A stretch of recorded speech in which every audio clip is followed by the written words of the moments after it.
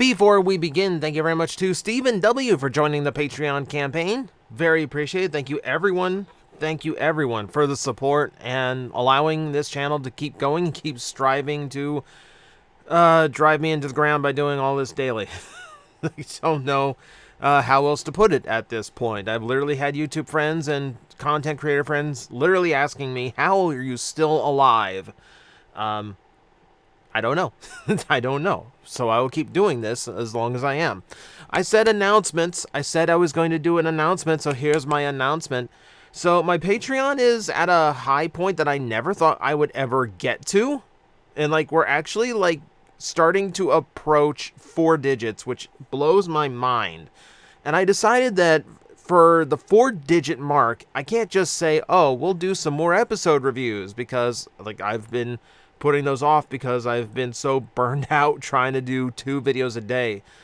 So I decided that it needs to be something different. I need to do something bigger and better if I hit that mark. So here's what I've decided. If I hit 4 digits on Patreon, I'm going to do 2 things. One, I'm going to add retro cartoon reviews back into rotation. It won't be TJTV, no profanity, and no or very, very few clips.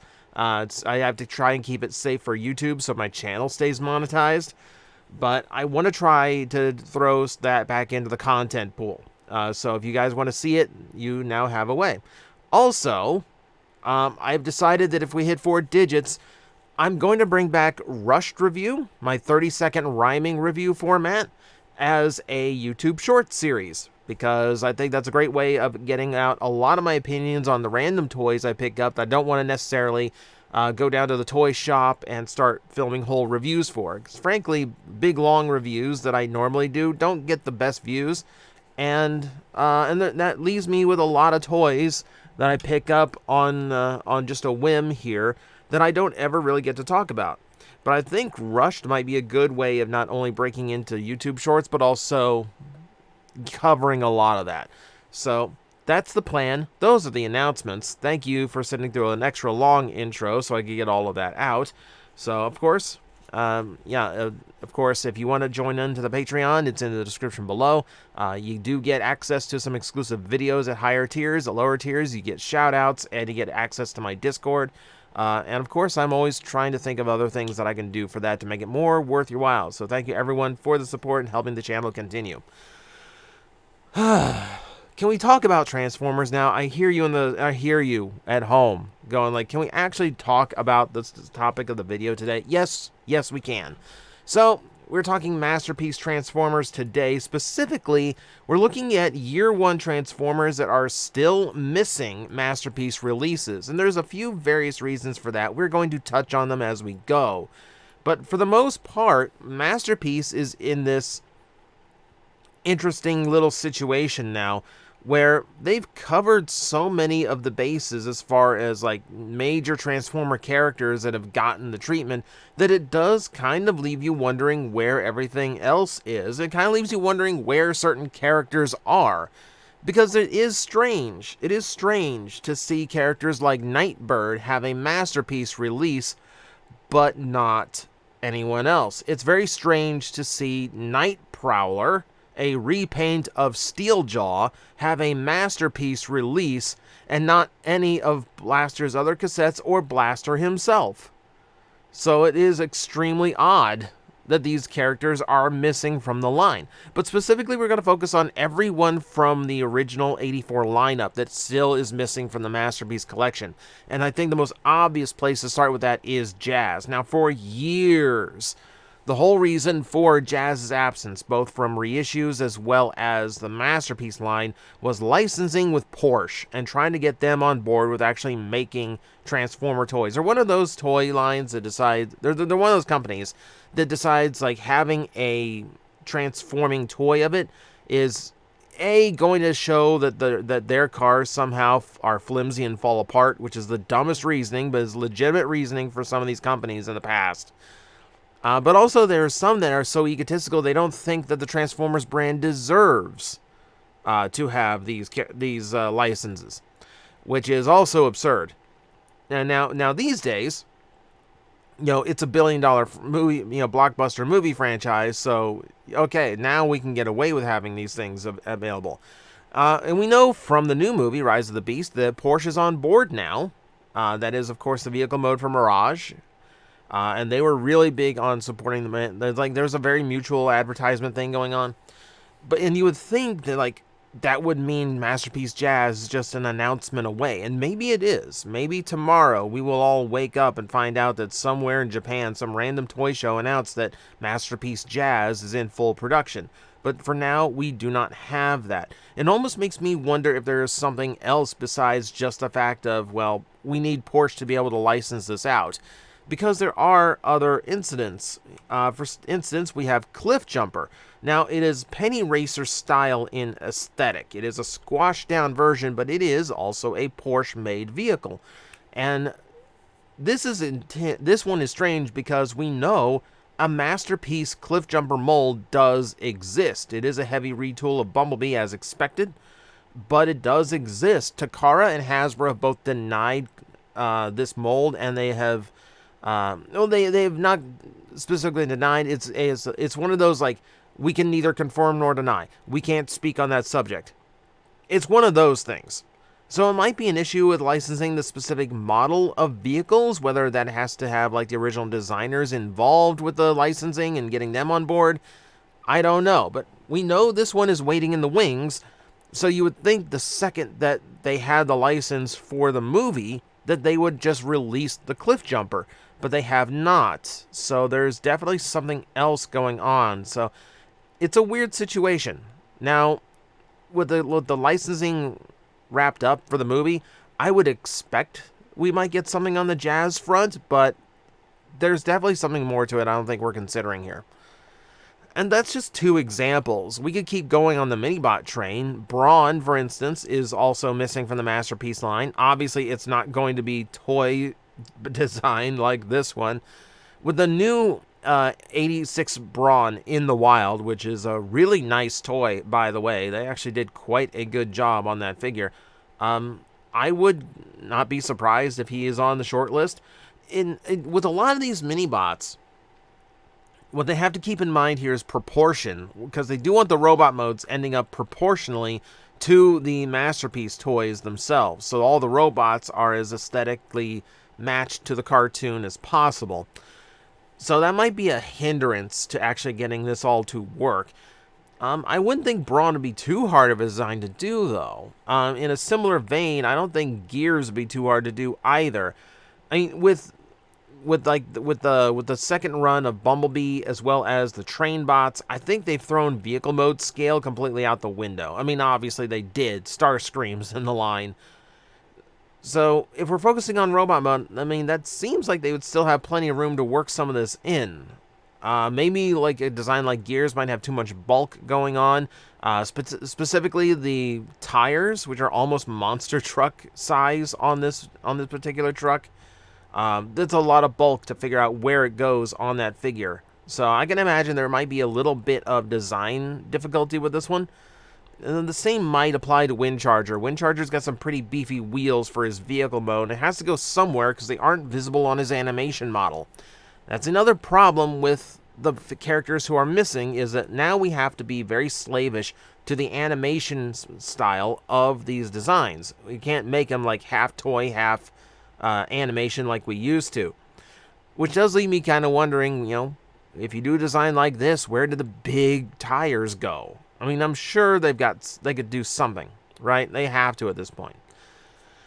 And that's just standard Minibot stuff. Here is one that came close.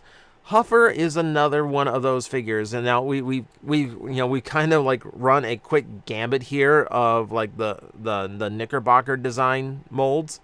But this is this is probably the closest one to actually getting released. I say that because there is actually a design in existence. There is an art page. This is from one of the Generations books from 2011, where they actually did design a Masterpiece Huffer. Now, obviously, the design is far different from the Masterpiece style we get today. It is very much toy-centric, as much as it is animation-centric. And you can see it's pretty, like for a Masterpiece, it looks like it would have been pretty simple. There's not a whole lot of complexity going on in this transformation. The cab of the truck is gigantic, by the way. Yeah, so this is back when it was still a hybrid of the two styles of the designs. Now they would be far more cartoon accurate, which would be, I think, more difficult to get that Huffer working. Yeah, like I'm not entirely sure how how they go about that at Masterpiece level. It's an interesting design challenge. The trick to him is that knowing Takara, they would want to make sure that the brief time we saw Huffer pulling Optimus Prime's trailer in the cartoon is something that it can still do. Like even in like the modern toys, that cross compatibility has actually been something that their designers have kept in mind, because it was a thing you saw them do in the show. Which means as far as Minibot scale goes, he's going to be ending up a lot larger than the others no matter what they do. So now what do you do with the scale, right?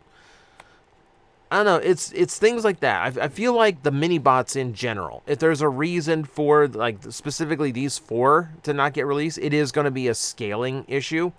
Maybe not even in like like the toy is difficult to design at that size. Obviously it's not. We've had some really cool third parties, and we've had some really good Hasbro Takara retail releases of these characters that actually do hold up pretty well. It might be more to the point they don't want to sell small Masterpiece toys. It might be as simple as that, So maybe we don't know. I mean, I wouldn't be surprised if these did get announced soon though. But that's just in the Minibot run. Let's go into some of the more interesting takes, and we'll start with one of the more obvious ones left out, and that's going to be Mirage. This one, again, could be a licensing problem. Getting that particular model of vehicle might be proving difficult for Takara. It might also have to do with how much would have to change, because originally, of course, a lot of the designs on this toy had to be changed from the real-world vehicle's model because it was advertising a cigarette company. It's advertising an oil company. That's what the elf thing is all about. So those are other legal loopholes. One, you can't use a toy to advertise a cigarette company. Hey, Exhaust, we learned from you. And we also cannot, we'd also have to like struggle to license like the oil company's logos and all that on top of licensing the vehicle model itself. So no matter what, with a character like Mirage, you're basically being forced into you're basically being forced into making an inaccurate design. And another hurdle for him might be the same hurdle that some of the Minibots have, in that you might not be able to get a retool out of it. So this one, obviously, there is a red version of Mirage. It's a Diaclone toy. So they could technically do the red version of this one. Traditionally, the Diaclone Masterpieces don't sell nearly as well, though. So that's still maybe a little bit of an iffy approach. I would say the same of the 4 Minibots we just talked about, in that they're not big enough characters to sell well all on their own just by their name value alone. They would need repaints and remolds. And of course, these characters do have repaints and remolds. Braun has a remold as Outback. But Outback's physical design, if you're going to be cartoon accurate about it, is far different than how Braun looks. It's far closer to the toy's actual design rather than the animation model Sunbow came up with. Now, in mass retail, that's not really an issue. They reimagine characters all the time. That Braun that we just got in 86, I guarantee you, is going to be retooled heavily into gears in order, for probably the Generations line. And then at some point, we'll probably get an Outback who is just Braun with a new head. And they won't bother with the skinnier arms. They won't bother with the doors hanging off of the shoulders. It will be just straight up Braun again. And that might be the same case for Mirage, where they just don't have enough potential to get it remade to make it worth how much it would cost to license. That's the best guess I got going right now for why we haven't seen Mirage. Because with the fact that his original toy doesn't exist and the original vintage is extremely fragile, I would think he'd be very prime for a Masterpiece, but It's kind of, so it's got to be some big issue. There's also simple things. Yeah, it's very easy to just repaint a lot of these generic characters into things like Rainmakers, generic Decepticons. I'm surprised they didn't do that at some point with all of the Seekers they've designed. We're technically up to 3 molds for the Seeker, and we haven't had Rainmakers or anything of the sort. Doing crowd background characters out of big masterpiece level toys and big expensive toys is probably not the most practical solution. But, I've seen them do weirder. They did a Ghost Starscream after all. So you never know. You never know. But maybe we've reached the level of obscure where they would even rather release a Diaclone character than release a Rainmaker. Here's one that's really inconspicuous by their absence. Where are the rest of the Dinobots?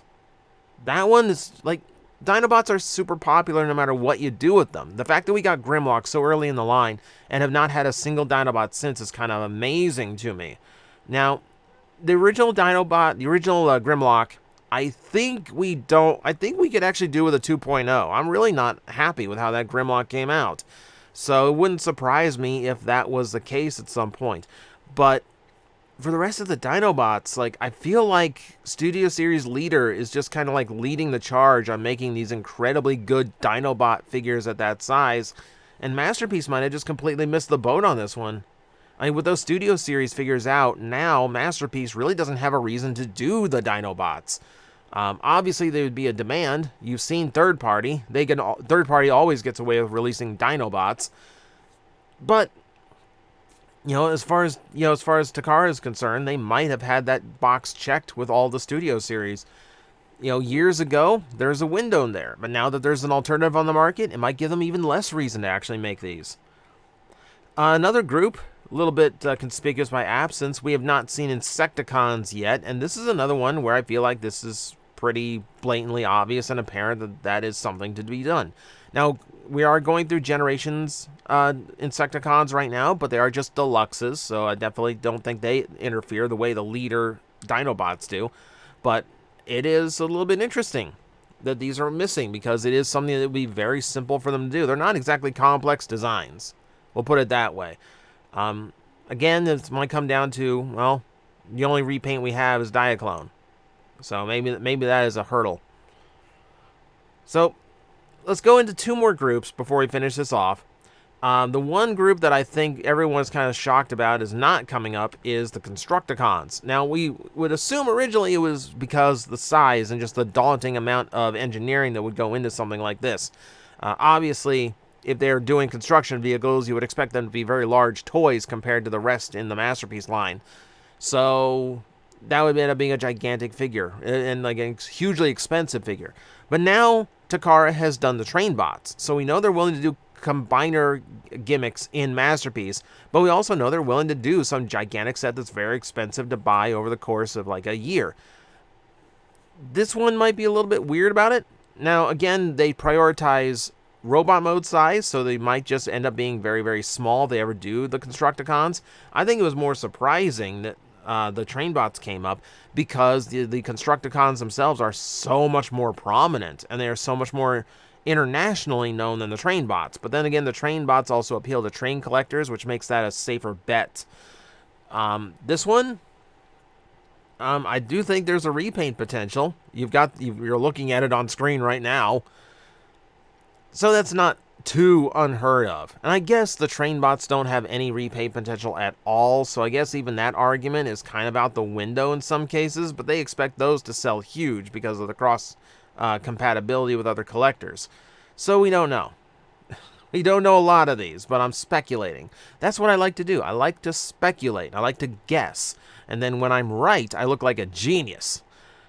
But for now, I'm actually kind of surprised. I still think that for the 40th anniversary HasLab is probably going to be the Constructicons. It's going to be a much better version of Devastator than they gave us in Combiner Wars. So if that is true, that will probably exclude Devastator from the Masterpiece line for quite a while. But I wouldn't be surprised if Takara eventually had to go this direction, simply because it's just overdue. And I'm leaving off this last group for last because I feel like this is the most obvious and easy to do. And I feel like there are no downsides to doing this one.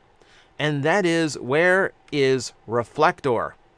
Now, this one might be hampered a little bit because the history of Reflector is kind of weird in that. I mean, in Japan it was a normal retail item, but over here it was going to be a retail item here in America. It got canceled until 1986 when it became mail away exclusive. So it's a little bit weird. It's a very weird situation with him. But still, you're talking about the first ever troop builder in Transformers. You are talking about something that isn't really restricted by the licensing because there are real world cameras that approach Reflector's design, but none that match it really spot on. So all of that is probably safe for release.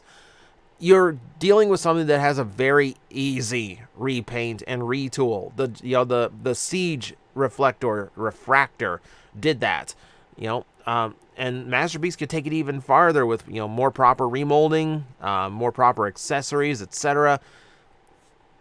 This just seems obvious to me. And even if they don't want to go the route of retooling all of these to actually be like the individual toy-based ones, they would. They could just sell this on the fact that it's a troop building masterpiece line. There are collectors, just like with Refractor, who will buy a lot of these because simply they want to have armies of reflectors like the original show would have from time to time. This just seems like the most obvious thing. Like, there really is no downside to doing Reflector as a masterpiece release. And you know what? I really like Reflector, so I would probably be there day one. That might be the one masterpiece I'm willing to pre-order. So that's your quick rundown. Quick rundowns. Took over 20 minutes. But that is your rundown of everyone from the first year of Transformers that is still missing conspicuously. I say, and I'm cheating with Reflector because he's 1985 and 86, but he's in this episode 1 of the cartoon. I'm basically just going season 1 characters. How about that? Instead of 84 characters, it's called season 1 characters. And it's a pretty big list. It's a surprising list, but I think everything kind of has its reasons for not getting a release, except for the one you're staring at right now. There's no really reason not to do Reflector. So, who in this list would you want? Because obviously Takara executives watch my comment section to know what to release next. So let them know in the comments below, and I will see you next time. I'm like, I think you guys got this. I will back away, and I will see you all later. You've got this handled. Alaffi's like, really? You're not gonna help me? Like, it's fine now. It's like these disgusting creatures breathing down my neck, and you're all just like, I believe in you. You got this. All right, you seem to have this. 5 minutes.